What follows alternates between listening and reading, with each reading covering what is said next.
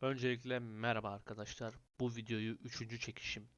Gerçekten kendime büyük hakaretler etmek istiyorum ama etmeyeceğim. Çünkü kendimi seviyorum. 3 kere, 2 kere kaydı oluşturup sesin gelmediğini ilkinde anlayıp daha sonrasında OBS'ten ayarları yapmayıp tekrar bir video oluşturup daha sonrasında üçüncüye girdim. Umarım bu sefer sesim geliyordur. Eğer bu sefer de gelmiyorsa video falan yapmıyorum. Neyse. Kendi kendime isyanımdan sonra videoya başlayayım. Dünya Kupası bitti. Dünya Kupası bizim için Sorare nezdinde çok iyi başlamadı açıkçası. Çok iyi başlamadı ne demek ya? Dünya Kupası bizim nezdimizde çok iyi devam etmedi, bitmedi. Neyse artık her neyse. Bu kısmı geçelim. Sorare'de oyun haftası 331 ile birlikte dünyanın en iyi ligi olan Süper Lig başladığı için bizler de galerimizin neredeyse tamamını ondan oluşturduğumuz için oyun haftası 331 ile birlikte Sorare'ye tekrar başlıyoruz. Dünya Kupası arasında çok fazla takviye yaptım kulübe, galeriye. Kulübe demek biraz saçma oldu. Galeriye çok fazla ekleme yaptım. Oynayan kaleciler aldım. Sonra birini sattım vesaire. Bu konulara çok fazla değinmeyeceğim. Sadece kadroları neye göre oluşturdum? Ufak bir detaylandırma şeklinde bir video oluşturmak istedim. Daha öncesinde tek tek açıyordum, düşüncelerimi yapıyordum falan ama o şekilde çok saçma oluyor çünkü çok uzun olması lazım o videonun. Ben değerlendirme yapacağım. Daha sonrasında bu oyuncular oynuyor mu oynamıyor mu bunların hepsine bakacağım vesaire şeklinde. Daha fazla uzatmayayım. Yani açıkçası daha önce düşüncelerimle birlikte bir kadro oluşturup sonrasında ufak değerlendirmelerle neleri neden yaptığımı anlatarak size söyleyerek bir video oluşturmak istiyorum. Evet, uzatmaya gerek yok. Nefes alamadım ya. Bir çay içelim. Öncelikle All Star Rare turnuvası bizim için en önemli turnuva. Çünkü oynayan tek kalecimiz var ve bu turnuvanın 7 oyun haftası sonra kalkacağını biliyoruz. Olabildiğince 50 dolarları toplayıp daha sonrasında belki sıralama kovalamaya çalışmaya çalışacağız. Çalışmaya çalışacağız. Bu önemli. Evet. Burada ne yaptık? Elimizde Mert Günok oynayan tek kalecimiz olduğu için Mert Günok'u değerlendirdik. Daha sonrasında Beşiktaş'ın rakibi Gaziantepspor olduğu için Rozier kartını ve Cenk Tosun kartını kadromuzda barındırdık. Özellikle Cenk Tosun'dan çok iyi skorlar bekliyorum. Çünkü Şenol Hoca ile birlikte gerçekten çok iyi bir form yakaladı. Ve hazırlık maçında, kupa maçında olsun gerçekten çok iyi oynuyor. Şenol Hoca onun için biçilmiş bir kaftan yani. Şenol Hocası olunca uçuyor herif. Ee, Çok uzatmayalım. Daha sonrasında Hatayspor'un rakibi Giresunspor ve iki tane stoperi, iki az stoperi cezalı. Onun akabinde Giresunspor bu kupada 5 tane yedi. Açıkçası ismini bile hatırlamadığım bir takımdan 5 tane yedi. Ve asik stoperi vardı o maçta. Tabii ligde oynamayacağı için o hocaları orada kullandı. Yani açıkçası Hatayspor'un Giresunspor'u dağıtmasını bekliyorum. Böyle bir düşüncem var. Ruben Ribeiro da gerçekten stilini acayip beğendiğim bir futbolcu. Çok teknik bir futbolcu. Ligimizin üstünde futbolcu. Abartmıyorum. Ama tabii psikolojik sorunları var. Yani sıkıntılı bir oyuncu. Yoksa bizim ligimize düşeceğini kesinlikle düşünmüyorum. O yüzden Ruben Ribeiro'yu burada pardon, kullanmak istedim. Daha sonrasında Kamil Ahmet Çörekçi yine Hatayspor'un gol yemeyeceğini düşünerek ve skor potansiyelli bir bek olduğunu düşünerek koydum. Rozier için de aynı şekilde düşüncelerim. Uzatmadan geçelim. Bir ikinci olarak benim için şu an ikinci önemli olan turnuva Underdog Rare oluyor Rare kısmında. Çünkü oynayan ikinci bir kalecim yok ve ben Speedless'ta ikinci kadromu kurarsam nispeten biraz daha saçma olmuş olacak. Zaten sadece 50 ve altında ortalaması olan U15, L15 oyuncuları koyabiliyoruz. Bundan dolayı zaten olabilecekleri koy. Mesela Balkovic'i buraya koyamam. Çünkü Balkovic 50 skor ortalamasının üstünde bir oyuncu. Yani bunları da göz önünde bulundurmak lazım. Uzatmıyorum. Uğur Çiftçi ve Gradel'i Sivasspor'dan kullandım. Neden? Çünkü Kasımpaşa ile oynuyorlar ve Kasımpaşa nispeten diğer eşleşmelere göre Sivasspor nezdinde düşünürsek daha kolay bir rakip olduğunu düşünüyorum ve Sivasspor'un bu maçı kazanacağını düşünüyorum. Uğur Çiftçi ve Gradel'i bu yüzden kullandım. Gradel'i kullanma ikinci sebebim penaltıcı ve skor potansiyeli yüksek bir oyuncu. Ruben Ribeiro'yu zaten anlatmıştım. Gerçekten bayılıyorum. Del Valle'yi niye kullandım? Çünkü Del Valle yani forvet sıkıntısı var açıkçası galerimde. Gavranovic var ama Gavranovic bu hafta bay geçtiği için onu kullanamadım. Bu şekilde bir durum var. O yüzden Del Valle'ye mecburen koymuş oldum. Katılmışken Spilistra'ya da katılmamak olmazdı. Ee, ikinci kaleci olarak galerimde bulunan oynama ihtimali en yüksek olarak gördüğüm oyuncu Alp Arda'ydı Real kısmında. O yüzden onu kullandım. Burada yine sol beki Ali Yaşar'ı kullandım. Tabii bu hafta Galatasaray'la oynuyorlar ve biraz işleri zor. Ben oynasa bile ikisi de çok iyi puan alabileceğini düşünmüyorum ama yani kurmak istedim açıkçası Spilist Rear. Daha sonrasında Balkovek skor potansiyeli yüksek bir sol bek yine. Onu da kullanmak istedim. Ulveştat ve Ahmet Musa yine Sivasspor'un orta saha ve kanat forveti diyebilirim Ahmet Musa için.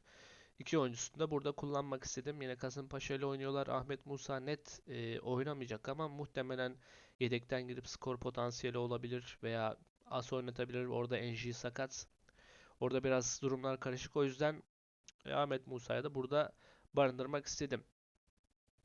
Daha sonrasında yine katılmak için katıldığım bir turnuvada rakip Avrupa Rare yani Challenger Europe Rare. Burada yine Alpar'da ve Mehmet Yeşil kullanmak istedim. Hiçbir sebebi yok. Kesinlikle elimde bulunan kartları değerlendirmek açısından koydum. Fer, Efkan Bekiroğlu ve Sinan Gümüş. Dediğim gibi burada hiçbir beklentim yok. Sadece kadroyu oluşturmak, şansımı denemek istedim. Daha sonrasında Limited kısmına geçelim. Limited kısmında Challenger Europe Limited'da Beşiktaş stake yapmak istedim. Düşüncelerim yine aynı şekilde. Beşiktaş'ın gol yemeyeceğini düşünüyorum. Rozier skor potansiyeli olan bir bek. Ara ara all-round puanları da çok iyi olabiliyor. Gedson Fernandes zaten all-round puanı çok iyi olan bir oyuncu. Ve Şenol Güneş döneminde 8-10 son zamanlarda 8-10 arasında bir rol biçti kendisine. O yüzden Gedson Fernandes'in bu maç patlama yapacağını düşündüğüm için kaptan bile yaptım kendisini. Daha sonrasında Cenk Tosun ve Wout Weghorst Beşiktaş strikerlarını koydum, forvetlerini koydum ve bence bu kadro en azından bir sıralama yapacağını düşünüyorum. Bu kadroya güveniyorum açıkçası. Daha sonrasında Speedlist Limited'a katılmamak olmazdı. Ona da katıldım. Açıkçası döküyorduk az daha. Açıkçası Erce'nin gol yemeyeceğini düşünüyorum Giresunspor'dan. O yüzden Erce kardeşleri koydum. En azından 60 artı puan yapabileceğini düşünüyorum gol yemezse. İki tane U40 seçimim Zaymer Butici ve Cenk Tosun oldu. Burada Zaymer Butici'yi açıkçası U40 olduğu için tercih ettim. Geçmişte çok iyi performansları vardı ama son zamanlarda çok kötü puan alıyor. Yani oyun açısından çok kötü oynamıyor ama Sorar açısından kötü puanlar alıyor. Açıkçası geçmişe oranla oyun açısından da tabii kötü oynuyor diyebiliriz. İkinci U40 tercihim de Cenk Tosun oldu. Mükemmel bir tercih U40 için gerçekten. Burada Mert'i de kullanabilirdim ama burada Beşiktaş stack yapmak varken U40'da Mert'i kullanmak bilmiyorum bana biraz saçma geldi. O yüzden direkt Beşiktaş stack yaptım burayı. Daha sonrasında Calvo yine Konyaspor gol yemeyen bir takım ve Calvo'da skor potansiyeli olan bir stoper. O yüzden Calvo'yu kullandım. Gedson içinde yine düşüncelerim aynı şekilde ve Spalistra'yı bu şekilde oluşturdum. Biraz daha Emer Bütücü, Calvo ikilisine bakıyor gibi burası. Cenk ve Gedson'a güveniyorum. Erce'ye de yine aynı şekilde güveniyorum ama kaleci kısmında bir gol bile işleri değiştirebiliyor. O yüzden biraz hastayım. O yüzden çok fazla da güvenmemek lazım yani. Daha sonrasında iyiyim. Daha sonrasında All Star Limited'a gelelim. Yıldız oyuncular sınırlı. Sivas Spor kalecisi olan Ali Vural Şaşal galerimde olduğu için onu kullandım.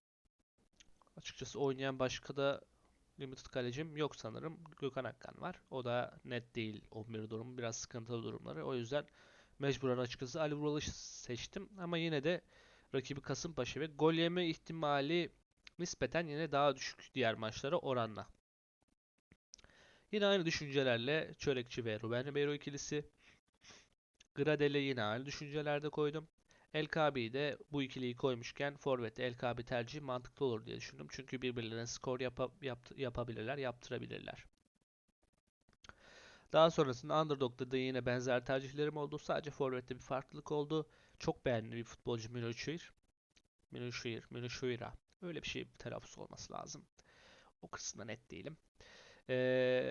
Açıkçası Ümraniyespor'la oynuyorlar ve Emre Hoca'nın beğendiği bir futbolcu ve sürekli 11'de oluyor genelde herhangi bir sıkıntı olmazsa. Bu hafta da muhtemelen 11'de oynayacaktır diye düşünüyorum.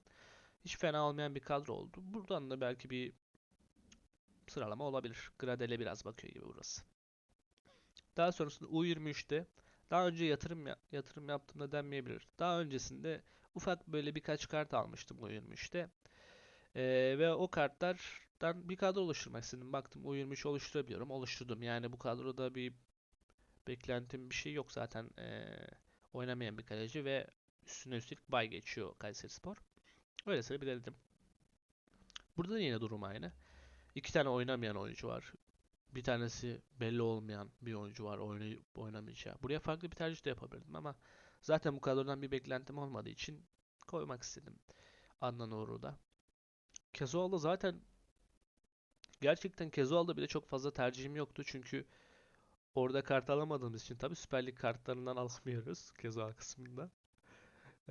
Ondan dolayı olabildiğince elimdeki kartlardan Kezoğlu'da kurdum. Birkaç lig oynanıyor bu hafta. 3-4 mü? Sanırım o civarda lig oynanıyor. O yüzden çok fazla tercihimiz olmuyor. Tabii biz Süper Lig'den bizim için konuşamıyorum. Tüm turnuvalara neredeyse katılabildik. Yani kadrolar bu şekilde.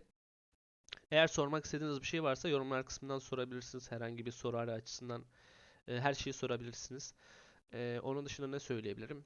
Beğenip abone olursanız çok tatlı olur. Daha sonrasında eğer Sorara'ya yeni başladıysanız, Sorara'ya yeni başlayanlar hakkında bir video oluşturmuştum. Onu izleyebilirsiniz. Onun da akabininde eğer yeni başladıysanız durun hemen kaydolmayın. Aşağıda link bırakacağım. Oradan kaydolun. Eğer 5 açık arttırmadan oyuncu alırsanız her ikimize birer adet limited kart alıyoruz. Tabi istiyorsanız oradan da kaydolmayabilirsiniz. Size kalmış bir durum. Sadece her ikimiz de kazanabiliriz bu durumda. Bunu söylemek istedim.